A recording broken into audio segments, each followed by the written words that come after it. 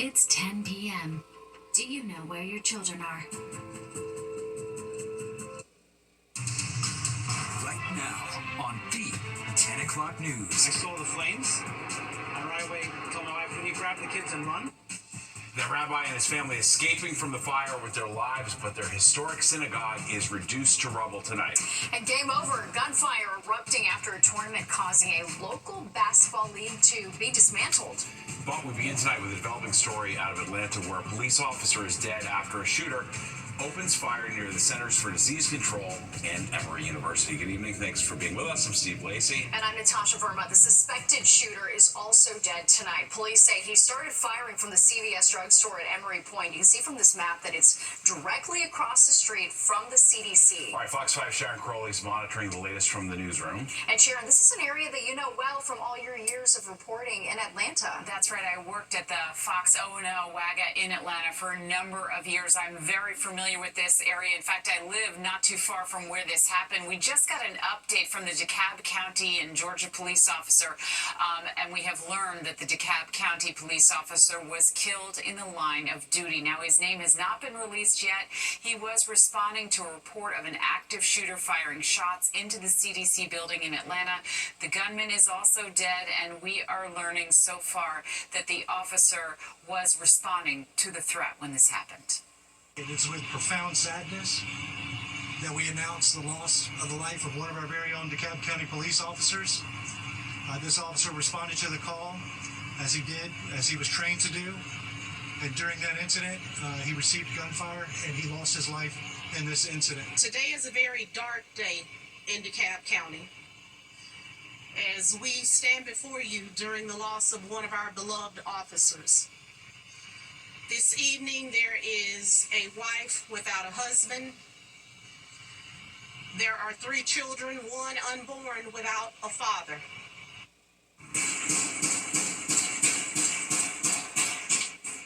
An eyewitness capturing the sound of multiple gunshots being fired just before 5 o'clock this evening. Police say the gunman aimed for the Centers for Disease Control and Prevention building in Atlanta, the CDC campus right near Emory University and Emory University Hospital. An alert was sent out to that neighborhood, and the neighborhood, of course, put on lockdown. One of the responding officers, as we've been telling you, was killed responding to the active shooter. The gunman was found dead inside the second floor of a CVS across the street from the CDC campus. The mayor of Atlanta also speaking out tonight. To the men and women that work at the CDC, we know that you've had a tough go of it in the past year, and my heart goes out to you. Well, the shooter got off multiple rounds, as we've been showing you, but police say nobody at Emory University or the CDC was injured, and a nearby daycare was also locked down. Parents tonight are reuniting with their children. Now, investigators, of course, will be trying to figure out a motive for the shooting, and it comes just after a gunman opened fire at a base in Fort Stewart in Georgia, and just 2 weeks ago, of course, a lone gunman killing 4 people, including a New York City police officer at a high-rise in Midtown. Now, police will be looking at this case and certainly trying to figure out if the gunman had grievances with the CDC. Steve? Very well. All right. Thanks, Sharon. You can get instant updates on the shooting investigation by downloading the free Fox local app. Jewish community in New Jersey without their house of worship this Friday night. That's right. After a fast-moving fire destroyed their synagogue just hours before the start of Jewish Sabbath. The fire breaking out overnight at Congregation Beth El in Rutherford, Bergen County. You can see the flames shooting out of the rubble of the synagogue that has a rich history spanning more than a century. Fox 5's Duarte Geraldino is live in Rutherford with the very latest. Duarte? And those images are just shocking. Now, the Bergen County Arson Squad, as well as its fire inspectors and the Bureau of Criminal Investigations, they all looked into this blaze, and they have independently concluded that there is no criminality involved. But still, the cause of this fire, it's still a mystery. Wow. Oh my gosh. Luckily, it didn't get nothing else. Wow, that's some fire. Oh my God, look at that. Shock shock, disbelief. These are all the reactions from everyone who saw this fire. And the blaze, it started just before 3 a.m. at the Congregation Beth El. And what makes this fire even more painful is that it happened nearly 13 and a half years after this building was firebombed back in 2012. At that time, the rabbi who was here and his family were also home, woken up by the flames. Now, the suspects in that firebombing, well, they were arrested and sentenced to 35 years in prison. The synagogue is surrounded by trees, but thankfully none of them caught fire. Still, all the smoke and sirens, it rattled the neighborhood where homes, they're pretty close together and trees fill most of those gaps. Thank God there wasn't a lot of wind, because we could have been, this whole street could have been on fire if there was a lot of wind. Rabbi Yitzhak Lerman, his wife, and their 4 children, they lived inside the synagogue. He says it's a miracle they made it out alive. This fire came dangerously close to their beds. The fire alarm went off, and my wife and I woke up. We heard the fire alarm blazing. We heard cracking of glass, shattering of glass. I saw outside my window. I saw the flames. I right away told my wife, "We need to grab the kids and run." So we grabbed the kids. We're still in our pajamas. We grabbed the kids. We ran outside, and then I turned around. I wanted to get the Torah scrolls that we have, but the entire building went up in flames. Just a miracle.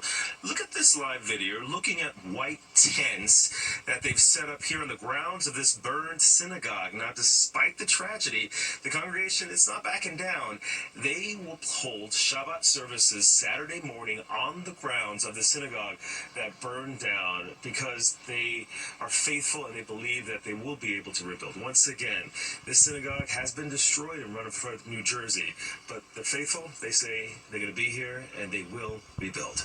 In Rutherford, Duarte Geraldino, Fox 5 News. All right, Duarte, thank you so much. Well, workers are repairing a major water main break in Paterson, New Jersey. A boil water advisory has been issued for the entire city. Officials say water service is gradually returning, but may not be fully restored until sometime tomorrow. The 30-inch water main dates back to the 1800s. The city is offering free bottled water to anyone who's been affected. Also developing tonight, a potential breakthrough that could end the war in Ukraine. President Trump says he plans to meet with Russian President Vladimir Putin in Alaska next week. Trump making the announcement on Truth Social. The Kremlin has not confirmed the details. It's unclear if Ukrainian President Vladimir Zelensky will be involved.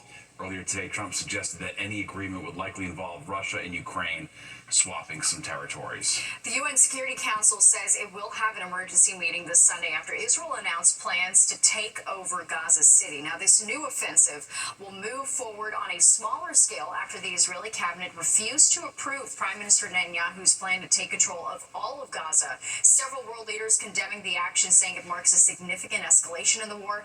Germany also says it will cut off military exports to Israel. The DOJ has opened up an investigation into New York Attorney General Letitia James over her civil fraud case against President Trump, and a lawsuit involving the National Rifle Association as well. The investigation alleges James may have violated the president's civil rights. James secured, of course, a $454 million judgment against Trump and some of his company's executives in a lawsuit alleging he defrauded banks and other lenders.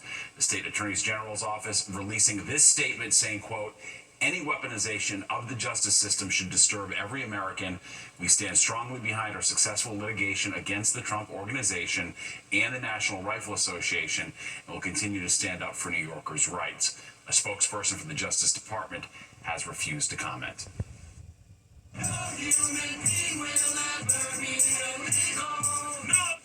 Faith leaders and activists protesting outside Federal Plaza this morning, they claim that the 10th floor is being used as a covert ICE detention facility, and they're demanding all detainees be released. Fox 5 reached out to the Department of Homeland Security, and they said in part, 26 Federal Plaza is not a detention center. It's a processing center where illegal aliens are transferred to an ICE detention facility. Well, sad news to report, astronaut Jim Lovell has died. He was commander of Apollo 13 in 1970 and was supposed to be the 5th man to walk on the moon. But Apollo 13's service module carrying Lovell and 2 others experienced a sudden oxygen tank explosion on its way to the moon.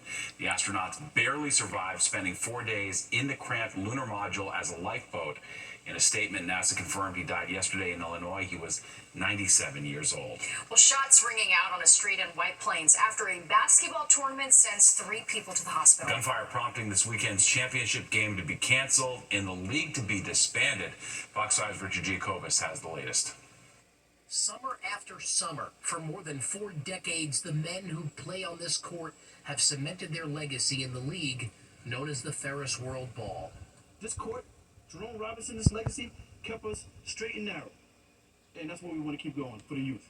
Brian Hill has spent many a summer here at White Plains Gardella Park as part of this premier basketball tournament where top players shoot hoops and die-hard fans watch from the sidelines. Until last night, White Plains police are investigating after at least 20 shots were fired up the street, injuring 3 people as the crowd was leaving the game. All 3 victims from the Bronx are okay. I'm cool with all the police officers. They're surrounded the area. Nobody ever thinks about doing anything bad. That's why people had to go all the way, almost a mile away, or half a mile away up the hill in the woods to do something. In response, the city of White Plains decided to cancel the championship game this Sunday and cut ties with the league indefinitely. White Plains Mayor Tom Roach saying in a statement that, quote, the men's basketball league over the years has grown into a regional draw, outstripping the capacity of Gardella Park and the neighborhood it serves. Attempts to mitigate the impact, including moving the final game to the county center, have not brought relief. Discussions on discontinuing the league were already underway. Last night's events have accelerated the process. Marquise Patillo's uncle Jerome Robinson started the league 41 years ago. For us to grow to where we're at now, as a community, as a family, for everybody to come out to support, to just stop after that, I'm hurt right now. Like, I'm hurt. My phone's been on Do Not Disturb. I'm highly upset. It's a true testament of who we are here, standing around. Like, that's the reason why we're still here. Cops have so far not made any arrests in last night's shooting, but they're asking anyone with surveillance video outside of their homes to share it with them. Meanwhile, league leaders of Ferris World Ball say it's still painful to watch all that they built since the year 1984 simply vanish.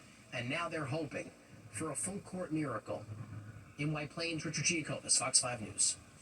Well, it's a rec center with a mural by a world-famous artist. But it's been closed for years. The new plan to demolish and rebuild it, and White has some up in arms. Plus, Nick's talking weekend weather. Hey, Nick. And I'm talking good weekend weather too, Natasha and Steve. After a beautiful day and a clear sky out there right now, weekend looks fabulous, but a heat wave is still on the way for next week. I'll tell you about it when the 10 o'clock news returns. Indian named Scout did not hesitate going after a bear who entered his owner's home. Look at that. The confrontation happened after the bear helped himself to the dog's food. Scout wasn't having it and chased the bear off the property. The family says this was not their first and probably not their last encounter. Don't mess with the dog's food. Yeah, those little dogs are nuts. They have no fear, just like the streets of New York. All right, that does it for us tonight. If you missed any part of the 10 o'clock news, you can always catch an encore on our free streaming app, Fox Local. Where you can stream our newscasts anytime. Have a great night and a great weekend.